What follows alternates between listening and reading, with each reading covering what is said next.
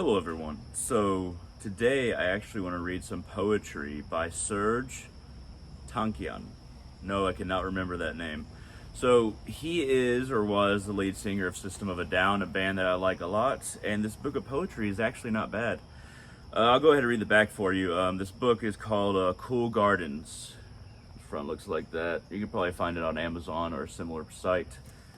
So, from Seth Tankian, lead vocalist for critically acclaimed band System of a Down, comes a striking debut poetry collection highlighting his best work of the past 8 years. Like System of a Down's platinum-selling second album, Toxicity, hailed by Rolling Stone as a banquet of smart rock and ardent social argument, and by Spin as Sound of Now, Tankian's poetic style is willfully eclectic, sometimes introspective, sometimes direct and cutting.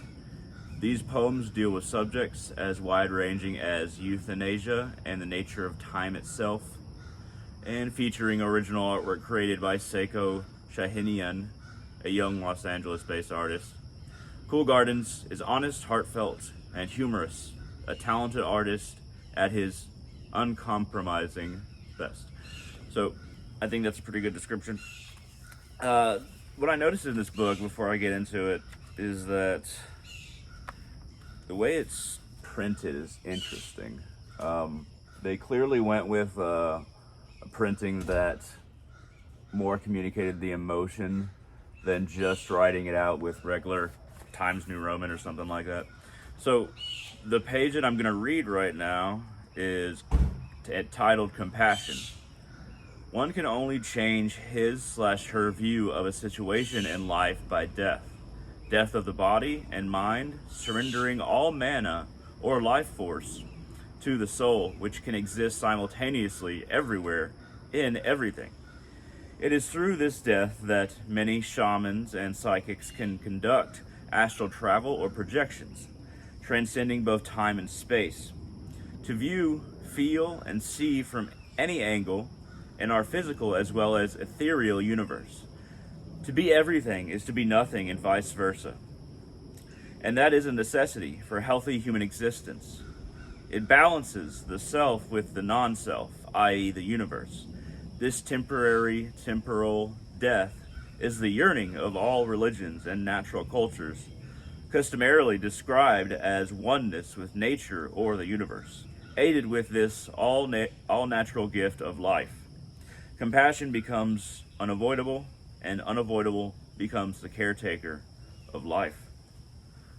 He delved into a lot of comparisons to my areas of expertise. I think he's right that psychics and shamans and people that are on that level transcend time and space by identifying what they truly are and their relationship to the universe, for sure.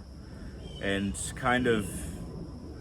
it's not about place as much as it is relationship. It's not about where you are in the universe as much as your relationship to your inner self, which ties back into the universe, making you a part of the universe.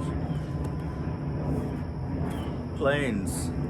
Lots of planes. If you live around DFW, you know about planes, because DFW is a huge airport and we get a lot of that. So anytime I'm making videos outside, always planes. It's so annoying. All right, so let's go to this. So I just read page 14. Let's go to page 15, titled Brainwaves. So, by choosing the lesser of two evils, you are saying that you are the lesser of two evils. If we can penetrate your dreams and love you, our world would change. Brainwaves that harbor harmony, that destroy the ego, that after eyesight to embellish in our visions of beings of light, connected energy fields entangling the paternal space between us, uniting us in its organic molecules, the creation of evolutionary natural genetic strings that punish those that kill by death, automatically known. Only those ready to die can kill, then why? A society of tribes with no use for bribes and modern material attachments. A leadership available in all places and times simultaneously, one that also does not exist at times to view all. The finality of equilibrium forced by nature onto man by the unavoidable universal phenomena. The adaptation of perpetual motion towards love. Readaptation of perpetual motion towards love. I love that sentence. So here's some art. It's on page 16 and 17. I'm digging the whole the relationship between the fonts, the art, and how it kind of, the book has its own character to it. Okay, so this one is titled, oh, my cat's is over there. This book is titled, or not this book, this poem is titled Compliment. Ostriches murmur in the sand, rhinos whine at night, owls growl at the night's tragic wood, spitting into the crevices of the damned bastard moon. And you, baby, you suck a good dick. Jesus. That last part I did not expect. And I apologize. Okay, the next one is on page 17, and it's titled Rain. Rain kissing concrete, the crying walls of sad buildings.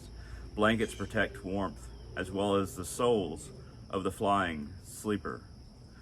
The real duck descends into the pool of the ether. Neither can speak, but all recognize the presence of black crystals and local issues. Reality recognizes fantasy only at a glance, only for its existence, just to muse man. Let's go ahead and read one more. This is going to be a short video because, well, my ankle hurts real bad. I got tendonitis, so it swells up. That's why I'm not really standing up right now. We'll go ahead and read two more. Okay, let's just randomly do some bibliomancy here. Overload, yeah, sure. Page 56. The military wants advanced weaponry. Men get erected on faster computers. Software dealers want Windows. And hand wash car washes win the race. The endless strive for better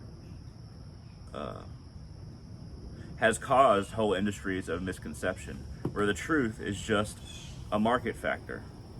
Factoring in the billions spent on lies, using our minds, we are striving not for a better way of living, but for luxury. Yet luxury comes with peace of mind, not the rattling of one under duress. Industries of misconception, industries of blind perception, industrialized overload, industrialized overload. Remarkable. I mean, I can agree with that, of course. There's so much money spent on misconception and misdirection because the people in power don't really want to be seen. The military-industrial complex does not want to be properly categorized for what it is, because then we would realize there's something very wrong with our society. All right, let's go ahead and read one more. Ooh, I randomly flipped to death on page 67. You will live death in your life if all you do with your life is avoid death. My goal is to stop reacting in life while reacting more in sports. It is great work to strip man from his home, clothes, education, social circle, and job, in order to preserve his freedom and individuality, giving him his own dreams rather than those of society. Life's cruelty is in its forced forfeit of all worldly possessions, in trade for one's life. Death should only be the reward, the aftermath, not the focus of life. The world lives life according to death, rather than death in accordance to life. I like that.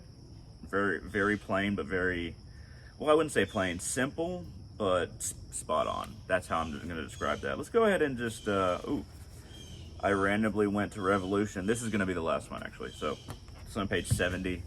Revolution. Revolution, counter-revolution, counter-counter-revolution, to counter-counter-revolution. One must re-encounter the problem and confuse the public into backing the fall of the revolution and bring back conservative resolution to a world working for the status quo. To resolve to revolt, one must absolve from the cult and bear the child of the enemy so that the revolution will be replaced by blood evolution. Amen. Well, that was me reading from Cool Gardens by Seth Tankian. Once again, the former lead singer of System of a Down. Interesting stuff. I might read some more of this on video in the future. At any rate, thank you very much for watching. I hope all of you have a wonderful day and continue to think.